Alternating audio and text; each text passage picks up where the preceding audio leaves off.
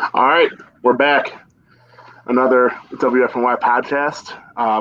Browns related one like usual because the Browns are 3-1. So who doesn't want to talk Browns, right? This time we're back with the one and only, the legendary Jake Burns, formerly of WFNY, now with the OBR, just killing it, doing all the X's and O's and basically everything you need to know Browns wise. He's got you. Video, stats, anything. But yeah, Jake's joining us tonight, talking a little Browns football. Talk some about Dallas, some about Nick Chubb's injury and what it means going forward, and just we'll go from there. What's up, Jake? Hey man, I'm good. I'm chilling. I'm happy to be here. I'm excited. You know, I love WFNY, and yeah, let's talk some Browns. I mean, you've been doing those film breakdowns for years. I mean, I don't know how you did it when they were 0-16 and 2-14, but it's got to be so much better doing it now than it was doing it a few years ago, right? Well, listen, people ask me all the time, but it's like I would say the first 2 years of Baker's tenure have been more stressful than the 0-17 year. Like the 0-17 year was kind of oddly fun because you were looking forward. You knew that they were going to be bad. You knew that it was a quarterback draft class, so there was a lot of fun discussion about who they could take and why you liked that guy. And you were just looking for like a bunch of silver linings and you had no expectations of winning. You know, then the next year was stressful because of Hugh Jackson and they shouldn't have kept him. And why isn't Baker playing? And then Baker's playing and they fire these guys mid-season and there's chaos. And then it got kind of fun. It got fun at the end of that year because Freddie caught fire as the OC. And then the next year, like with expectations, man, it was what happens is everybody's ticked off because it's not going the way they think it was going to go, and they want answers.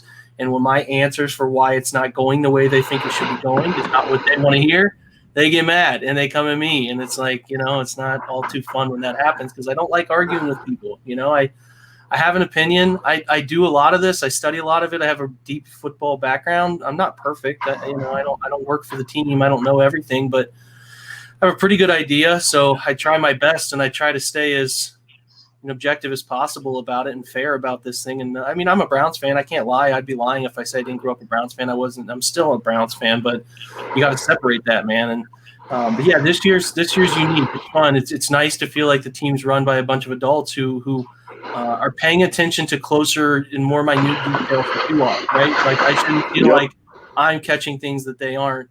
And that's been new. It's nice to see that stuff happening this year. Run by a bunch of adults. That is a great way to put it. Great way to put it. All right, so let's just get into it. 3-1, we won't talk about the Baltimore game. But besides the Baltimore game, the last 3 weeks, one of the biggest things offensively is that offensive line has been dominant. And them being dominant makes things so much easier for the running game, makes things so much easier for Baker Mayfield, so he's not always under pressure or always worried about being under pressure. You can tell that affected him last year under Freddie Kitchens. He was always like looking behind him, making sure no one was coming behind him. But with this O-line, I mean, it just makes things so much easier offensively. Yeah, I mean, they shored up. The interior was always good, right? Like, you know, well, I should kind of hesitate there. I think people thought Wyatt Teller could be it, and by the end of last year, you could sense some of the traits were there for Teller to be pretty good. It was just about finding some little idiosyncratic things that could help him kind of consistently do what he can do. Guy's powerful, guy's athletic. It was just finding the right hand placement, the right footwork, the right body angle and hip placement. And that's where they've done a really nice job hiring Bill Callahan. And then you get Callahan in quickly to help Jedrick Wills go from right tackle to left tackle. And that was the biggest problem, is that between Chris Hubbard, and Chris Hubbard has played well when he arrived in his solo game for Jack Conklin, but like with Chris, the thing was consistency, and obviously Greg Robinson, his whole NFL career has been mired by inconsistency. So while the offensive line play wasn't as bad as some people made it out to be last year, it did have issues at tackle. And when you have issues at tackle as a quarterback, you kind of get hesitant. You form some bad habits. You want to bail from pockets. You're worried about high side pressure all the time. So you can still see Baker fighting some of those things, and we'll talk about that. But they're just so much more consistent for their quarterback that the quarterback is starting to feel more comfortable with them. Such great pass sets out of the right tackle. And Jack Conklin's not a perfect pass protector. I think they even study his tape He was never a consistent pass blocker, but he's good enough. He's good enough when he needs to be. He's not, you don't bring in Jack Conklin to block an air raid system, maybe like Cliff Kingsbury or a traditional downfield passing system. What you do is you bring him in to do what he does best, and that's zone block. And the thing that's perfect when you looked at this roster is like, J.C. Treader and Joel Bitonio are kind of malleable guys, man. They can fit in most schemes. They're athletic. They're smart. They're cerebral. They're strong. Just really good leader types. And then they bring along Wyatt Teller, who's built for this system, dating back to his Virginia Tech days. And then you get two tackles who were doing it. Obviously Jed's doing it at Alabama with varied RPO schemes tied in.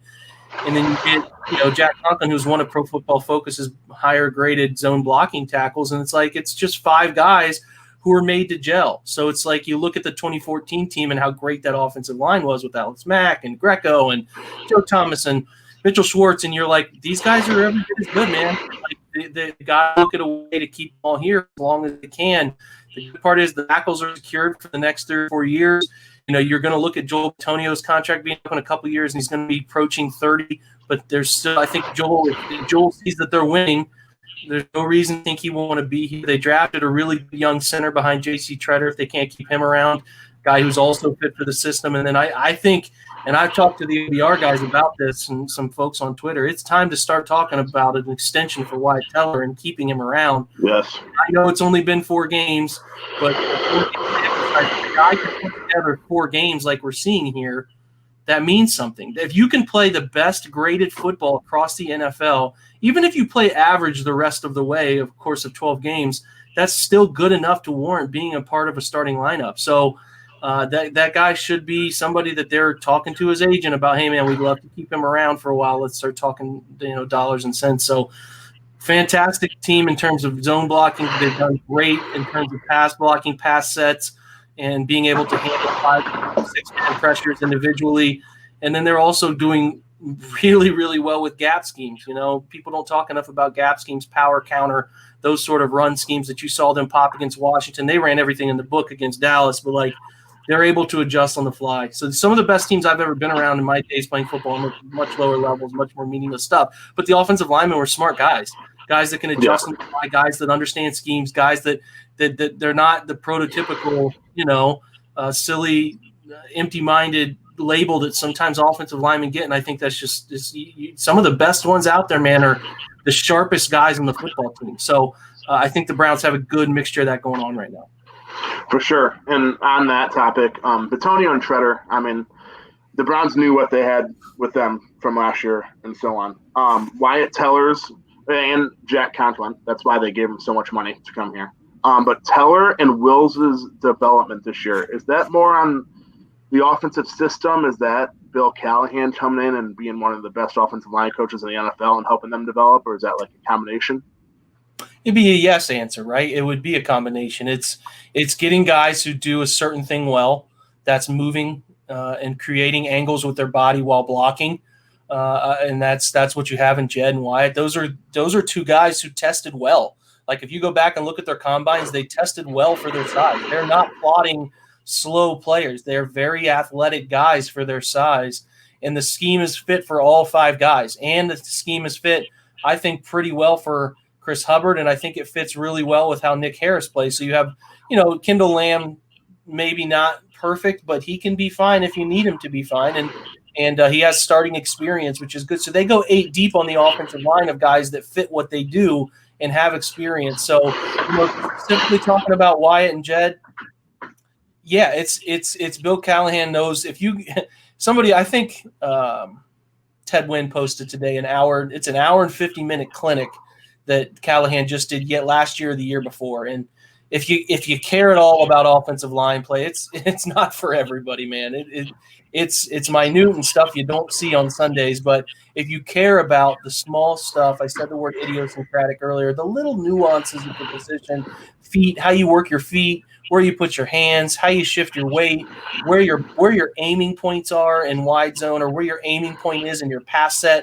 That's the stuff that he's really good at, and that's what separates an average offensive line coach from a good one. And what makes Bill special is he can adjust not only player technique, but he can adjust a game plan and before a game. And he's a heavy part of what is going on in game to identify what teams are doing to maybe give them run game trouble and hey, we need to adjust to this scheme here. So he's as good as they come. He's been with every coaching staff he's been brought in with. He's stayed with until the ship sunk for whatever reason. You only coach offensive line. You don't control everything. And if you look at his last few locations, they have not been with the best quarterback play. So Bill's great, and I think he's probably one of the best ones. Both him and Dante Scarnecchia, the guy over there in New England. And but like I said, it's a mixture of the right scheme for those two guys you mentioned, and a coach who can help take your game from a level that it's at to another level, and that's what we're seeing. For sure. And I mean, Wills, everyone was worried about Will throughout the preseason with only training camp and no preseason games. Everyone was worried about if Wills, because he went from right tackle at Alabama and was going to be left tackle from day one with the Browns. And it doesn't seem like that big of a deal for the average fan, but for a football standpoint, everything's opposite. So he moves back on the opposite foot, and it's all muscle memory. But I mean, his name has been very rarely mentioned so far, which is great news for the Browns and Wills. And I think that's more to the system, but plus what Bill Callahan can do to develop a young player. Yeah, Jed's it's different. You're right. I mean, Jed, not only did he play just right tackle in college at Alabama, he played right tackle through high school. Like, he's never been a left tackle. So it's a big adjustment. Not like Jack Conklin, who came out of Michigan State as a left tackle and went to right tackle. His background, Jed, is everything right tackle. What he's doing is, in Brandon Thorne, who's on Twitter, does a great job breaking down offensive line play. Like, all he does is watch. God bless him. He only just watches offensive line, defensive line. Like, man. But everyone has a niche, and he's who I talk to about this stuff all the time. And his pass sets, Jed's pass sets for a guy who's never played on that side is fantastic. And it really has a flair of a Joe Thomas. And he's mentioned it a couple times when he's tweeted it. The way he kick steps and is aggressive to get to his drop, very fluid, is very Joe Thomas-esque. And you can tell Joe has had an influence. The thing that Jed's doing, when you're on the right side, your right hand is going to be a dominant hand for him on the outside. He's taken that right hand and delivering an inside hand punch on his retreat. Tweeted about this on the film breakdown panel for OBR'er. He's doing a little bit of that, and it's throwing some people off course. Like he did it to Alden Smith a couple times, and it just really messed with his pass rush plan. And that's what you want to see. And as a guy who can do different things to mess with, you want to be able. It's a mind game. People don't always think about this. It's a mind game between coordinators, so on and so forth. It's a mind game between defensive ends and offensive tackles about how you're setting up moves for later, or what you're doing to sell one move and come back to another within a single rep. So, or guys think you're going to do one thing and you counter it and just bull rush them. Whatever it is, it's a mind game, and you have to have multiple tricks up your sleeve throughout 65, 70 snaps a game and maybe 35 pass sets a game that you can win enough of those reps with. And Jed's doing a really good job. He's very highly graded offensively in the pass protection element. Little lackluster run game wise. I think there's some things, and I'm going to talk about it tomorrow in a piece in writing, but you can't complain. He's doing more zone than he's accustomed to. He's doing it from the opposite side that he's accustomed to. I would much rather him be comfortable in pass sets from that left side than run game. It'll come. It's a matter of time there. It'll come. So exciting stuff with Jedrick Wills, man. For sure. All right. So enough talk about the dominant offensive line. We'll move to the guy that stole the spotlight in Dallas Sunday, OBJ. For a year and a half, Browns fans have been hoping for this type of game. I guess he had it week 2 of last year. He had like 160 yards. But besides that game, it seems like OBJ really hasn't been the number one receiver that Browns fans were hoping for when they traded for him, and Browns as a team did. But Sunday, whether it was the reverses or just making a play with the ball in his hands, he actually looks like one of the best receivers in the NFL. Yeah, even that week 2 Monday night game last year kind of felt like the whole game was stressful offensively, and it just didn't. Even though he produced and had the 80-yard touchdown, it didn't feel like an Odell Beckham game per se. This felt like it, right? Like, catching the reverse pass was really fun way to start. And if you haven't had a chance to watch, if you haven't had a chance to go read Beckham's comments about how cool it was to catch that ball from Jarvis. I would encourage you. Yes, I was just going to say that too. Yeah, it's just pretty cool, man. You can see how all the things those two have been through together. But you get the reverse, a 23-yard, you get a couple comeback routes he catches a football on, and obviously, the slant touchdown's fun. It's nice to see him active in the red zone like he should be. And obviously the 50-yard reverse is just kind of silly. I'm gonna be honest. There were a couple throws, and I'm gonna break these down at 8 o'clock when I do a little stream of recapping Baker's day. There's a couple plays that should have been given. Obviously, if he catches that ball up the left sideline on that key third down in the fourth quarter, that's another 25, 30 yards, so he'd be over 100 receiving. There's another hole shot that Baker didn't take to him. That if he catches that ball all the time and makes that safety miss and it's a 60-yard touchdown, like he does that regularly, even if the safety closes and makes a play on it, it's a 30-yard gain. So it could have been an even bigger day. He's getting open, right? Like he's getting open.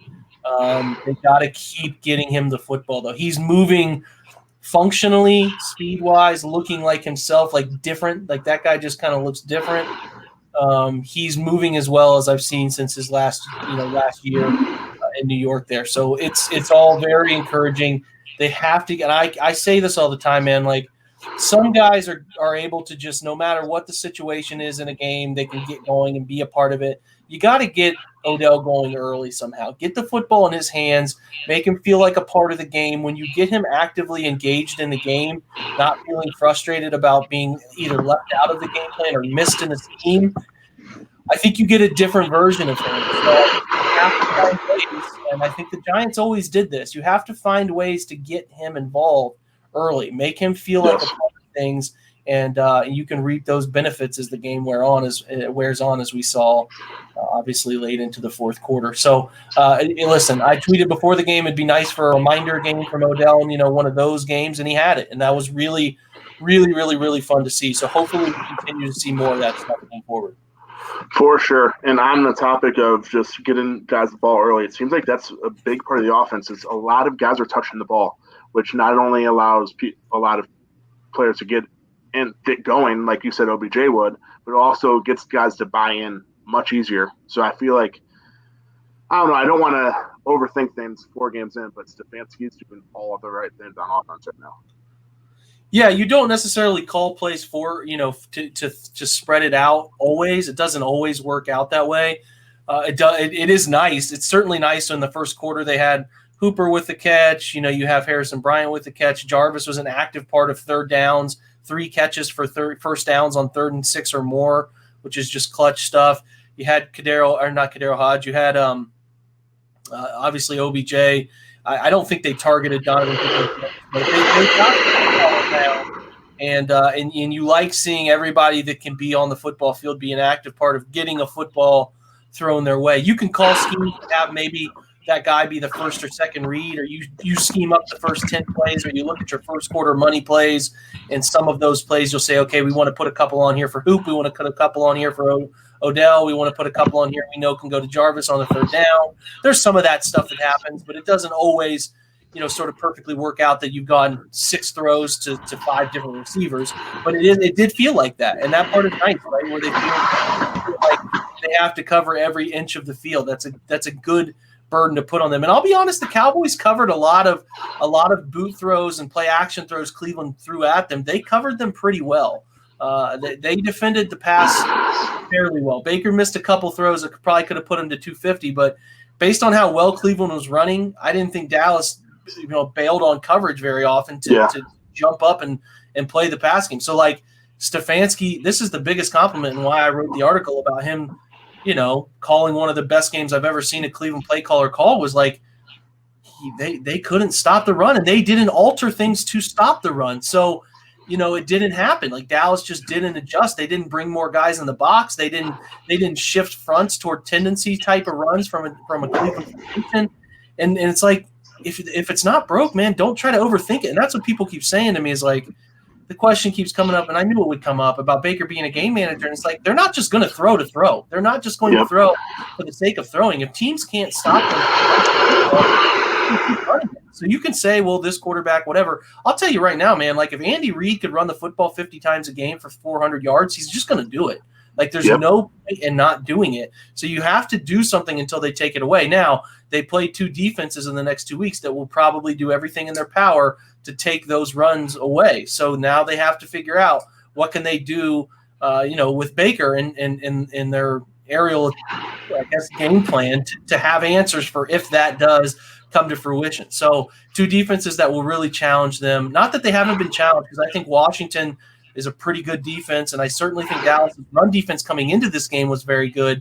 They have been challenged, and obviously Baltimore's pretty good defense too. So, like I said, they've been challenged a little bit, but these are 2 good ones back-to-back that should see 4 games worth of tendency from the Browns and be able to sort of come up with a plan to take away Cleveland's bread and butter. And then it's like, to me, then it's how do they react from there?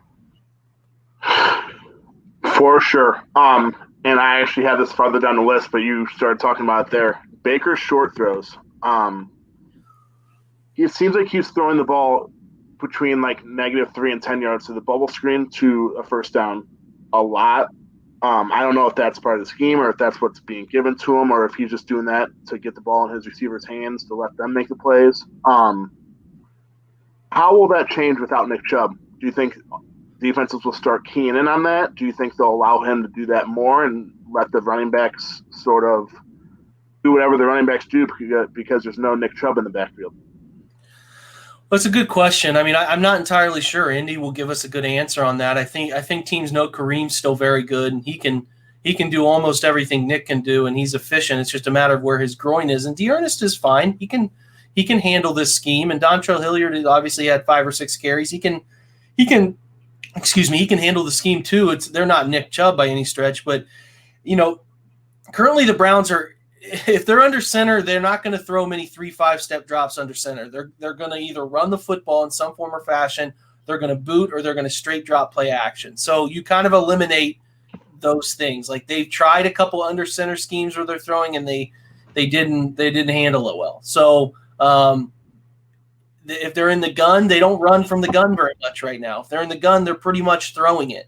So I don't know. They've got some tendencies. I'm sure like all coaching staff, Josh, they'll have their games. They'll be 4 games in, and then they'll say to the maybe a defensive assistant, or if it's a high school level or a college level, they'll say, hand this off to the defense coordinator, say, hey, scout me through 3 games. Tell me what my tendencies are, because we have to break them, because opposing teams are doing the same thing. So I expect a little bit more variance. I expect them to be in the gun and try to run from the gun a little bit more. I expect them to throw out of under center a little bit more, some different things. And I certainly expect them to have some boot stuff out of the gun too. So they're going to be varied. They have not.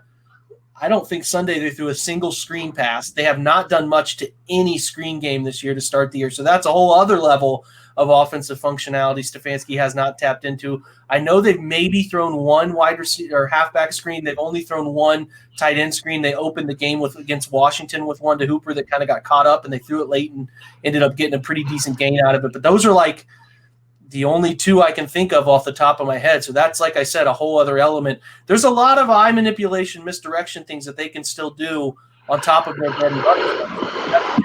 They're 4 games in, they're 3-1, and there's a lot of other elements that they can still tie into this offense. For sure. Speaking of screens, I might be wrong, but isn't Stefanski known for running a lot of screens? At least wasn't he known for doing that with the Vikings last year? Yeah, I put up some data on that. They ran a ton of them last year, I think, and they ran more designed halfback reception schemes where they were putting them in motion, throwing to them quickly. They threw to and not that they haven't thrown to Kareem Hunt. They've obviously thrown to Kareem Hunt, but they did a lot of running back involved screens, a lot of running back involved ISO routes. I think we'll still see more of that, and we will certainly see more creative tight end screens too. They have 3 tight ends, and if they're getting Njoku back, they're going to have obviously 4 tight ends then, and 3 of which are really good pass catchers. So they'll have some creative elements. I think they've got a whole grouping of things that they can still run. I'm pretty excited about the fact of what they've shown so far and what they can still do. For sure. And I mean, with Kareem Hunt as your starting running back now, he's known for being a running back that can catch the ball really well and make plays by himself. So I feel like without Nick Chubb, screens, like you already said, should become much bigger part of the offense than they have been so far through games.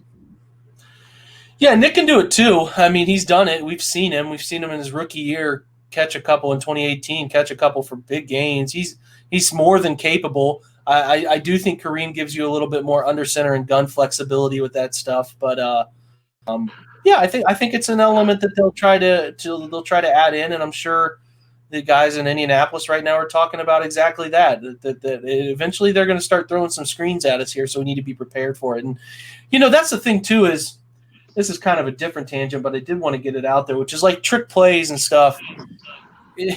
People were kind of it's an interesting train of thought, guys. Like, is a trick play when it keeps happening in a game, or is it just something they do? I think Kyle Shanahan talks about how their end-around scheme is like, it's not a trick play, man. It's a part of our offense. Like, we do it all the time. And that's what I like about Stefanski going back to that reverse, the one that worked in the first quarter, going back to it in the fourth quarter is like, teams as a defense, when somebody throws a reverse pass touchdown or the reverse to Odell the first quarter, oh, that's all the trick plays they worked on that week. That's it. We can kind of eliminate those from our thought process now. That's what teams typically do. Like, you have a trick play happen, and then, you relax a little bit because they're not going to run another trick play in this game.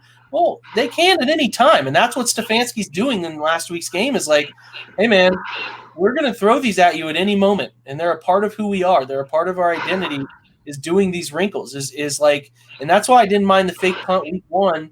It's like, it's a part of who you are. You're going to take risks. You're going to do things that keep defenses on their toes, and there's no opportunity for them to let their guard down. I think Alden Smith, for a brief second, let his guard down. And when he let his guard down, that brief second, he can't quite get upfield to catch Odell. And all of a sudden, everybody else who let their guard down is chasing them, and they don't get the right angle. So it's like, I'm fine with that stuff, man. The screen is part of that. Make it a part of what defensive linemen have to always prepare for is being worried about getting too far upfield because you're worried about screen game happening behind you. You start to doubt how quick you rush on a third down because, like, oh, man, these guys run a lot of screen game. I better not get upfield too fast, and that can create more time in the pocket. So I expect the screen game to be a big part of what they do moving forward.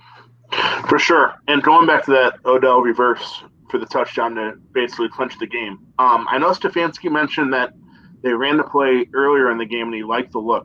And I'm assuming that that's putting you on the spot. I'm assuming that you already went back and rewatched it, cut it up.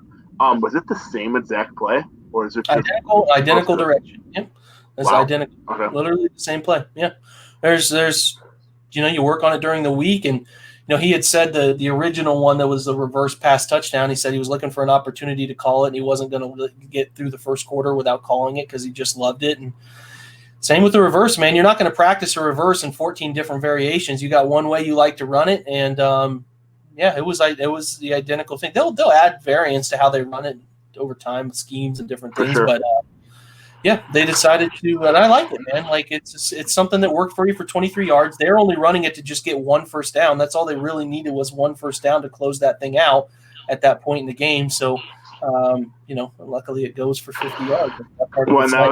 It's the same thing. And that was Harrison Bryant that told OBJ, hey, don't go out of bounds. And he was like, hey, thank you, rookie, after he scored the touchdown.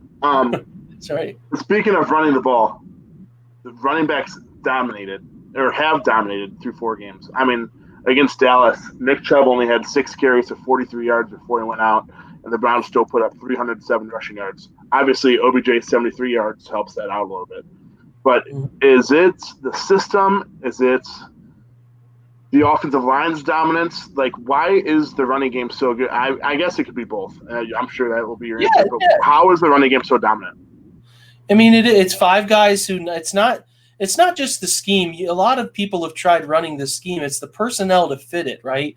Not just 5 offensive linemen who like to do it, but they're 2 tight ends rolling right now, are guys who are very willing blockers and are eager to block. Their wide receivers are a big part of the blocking game too right now. Like, all 11 guys are bought into this.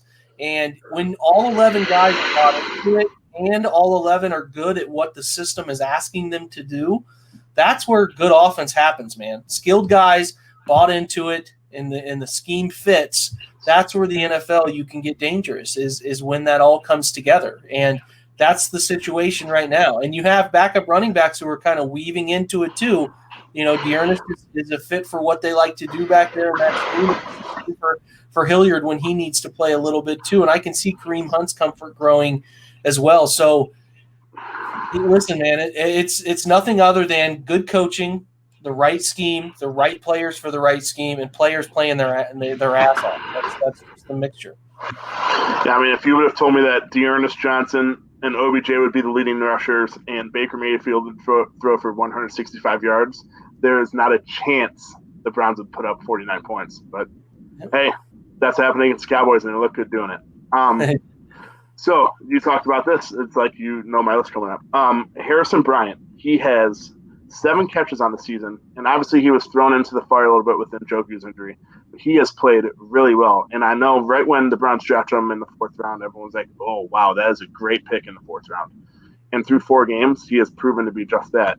I know he's not making plays with the ball in his hands really, but as you alluded to just with your last point, his ability to block like a vet and just be involved without even touching the ball is huge for this offense. Yeah, he's really following Austin Hooper's path, because if you recall, Austin Hooper, I believe his rookie year was in 2016 with Shanahan in Atlanta, and he didn't play a ton, but he played different locations, different types, and he proved to be a guy as a young guy who could play in that system and could grow in it, and eventually took over. Like, tight ends, it's so hard for tight ends to come in and play well right away, because you go from blocking college defensive ends and linebackers to these grown men, the best athletes in the world play into defensive end at the NFL level, and then you mix in linebackers who have to be fast to play in the NFL. It's a challenge. And then you got to mix in learning routes and learning, you're learning offensive line play and you're learning routes at the same time. So it's very rare for young tight ends to come in and be successful, as we saw with early struggles of David Njoku. But what you like about Bryant, man, is a guy who's adept at both phases. Background as an offensive lineman in high school before he switched to tight end, and then obviously the Mackey winner in college.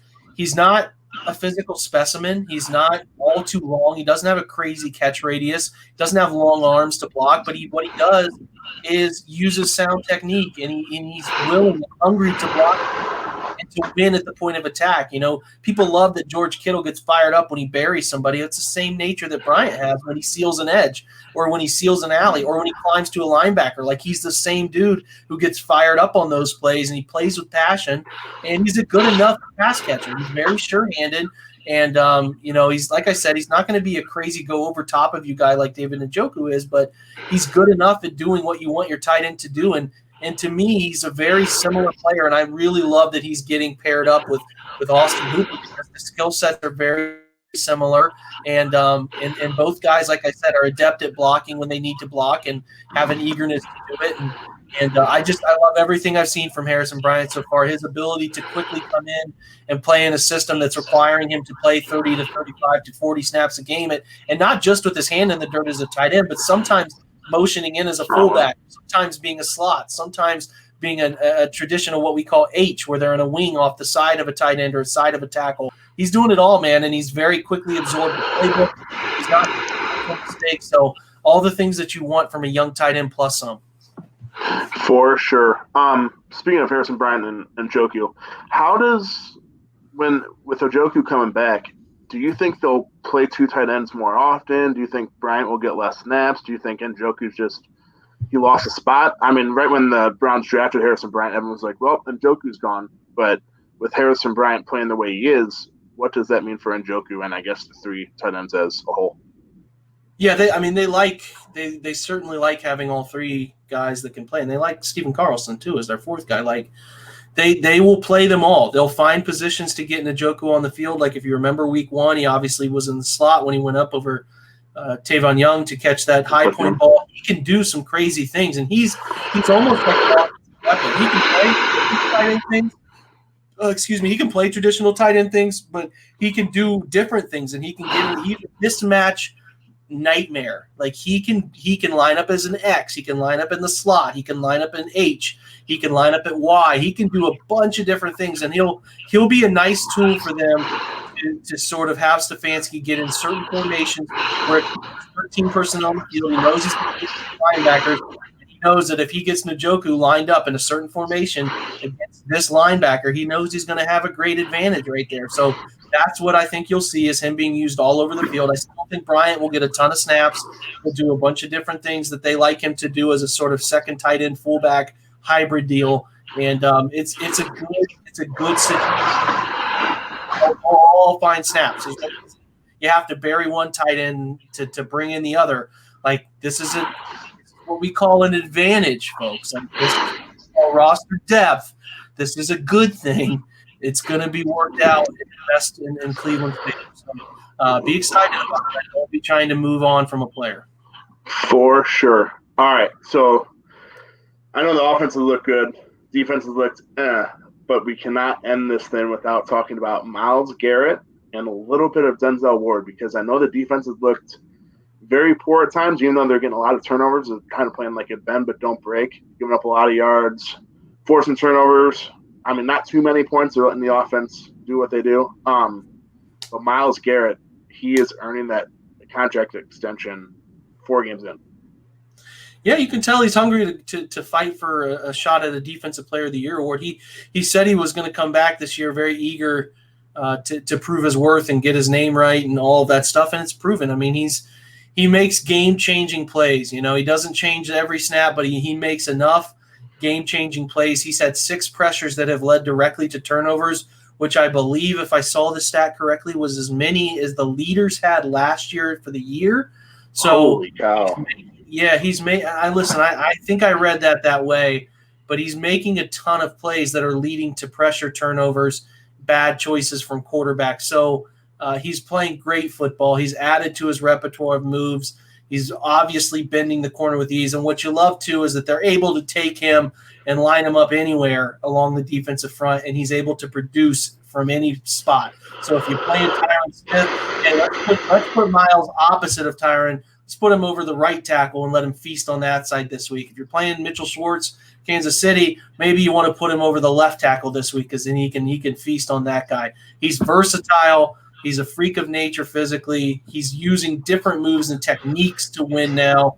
He is dangerous. Teams have to account for him. Dallas had to change their entire second-half game plan to chip him and get a second body on him to slow him down. So, the reason Dallas was still able to get off is a different discussion. But, and Denzel's playing fine too. Like Denzel's battling a groin, playing okay. He's let 2 touchdowns happen right across his face. I don't love the Washington first touchdown was a ball that people tried to blame on Sendejo that was not his fault. Yep. Denzel widened, expanded too far. And the same thing happened on that slant where everybody was jumping Sendejo for that slant. But Denzel, once again, widened out too far. And that ball that it's not really a slant, it's more of a drive angle route where the receiver's pushing 5 at a 45 and then hard cutting inside from a tight pre-snap location. You know, Denzel doesn't close on that. He's got to get a little quicker at closing on those throws that are happening across his face, something to get better at. But I can't complain about him. He's tackling well in the open field. You like to see that, tackling going low, keeping his head out of the formula. Doing a great job there, challenging balls up the sideline. Should have more than 1 interception, but he did a great job. And that was a fantastic play on the goal line to jump that throw, almost eerily Malcolm Butler-esque on that last interception there, jumping that and really closing at the split second he needed to close to cut off Amari Cooper and make that play. Denzel's fine. Terrence. Uh-oh. I think we lost Jake. Jake, are you there? You there? Yeah, Jake? I see you. You got me still? Okay. Yes, you're still here. You're good. All right. So back, I guess we were talking about Denzel. Yeah, no, I think Denzel and Terrence Mitchell are playing good football. They're not the problem. Those 2 outside, the problems are elsewhere. But Denzel, Myles are the anchors of this team right now in defense. I'm still hung up on that Myles Garrett stat. The 6 quarterback pressures led the league last year, and he has 6 through 4 games. That is insane. I did not know that. Fact check it, man. People can fact check that. I thought I read it on the fly, but it would be staggering through 4 games to already be there. Not all pressures lead to turnovers, though, so it's semi-believable. I mean, it's really believable. We'll just have to see if it is the actual case. I mean, he has 3 strip sacks that I think the Browns have scored 3 touchdowns on. So that alone, that's 3 out of the 6. But either way, that's incredible. But yeah. So I guess that's it. We didn't talk about everything that we could have talked about, but that's enough for kind of like a Browns recap as talk about the season through 4 weeks. Yeah. So Jake, thanks for joining us. And actually, I know you're doing a little breakdown live on your YouTube at 8 o'clock. So give that a little plug. Yeah, I'm just going to try to every week put up Baker's film and kind of what happens is I write an article on this and I'm not sure people understand what I'm thinking and what I'm saying about him. And I think there's a lot of nuance that goes into what I'm trying to pass along. So we are going to try it as a live stream, open forum for questions as I go through the tape, and people can fire away with anything they want. And that'll be on the OBR YouTube channel for anybody who would like to watch. So yeah, should be fun if you want to go over and check out some quarterback play stuff.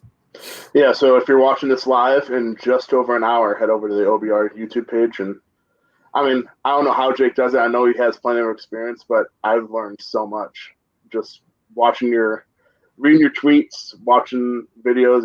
It's crazy. So yeah, definitely head over to the OBR YouTube page and watch Jake do a live breakdown, I guess. But on with that, I know this is the first week. I hope that we can make this a weekly thing. I guess we'll just see how our schedules go going forward. But yeah, I loved having you on here, Jake. And welcome back to the Waiting for Next Year, just for a little bit.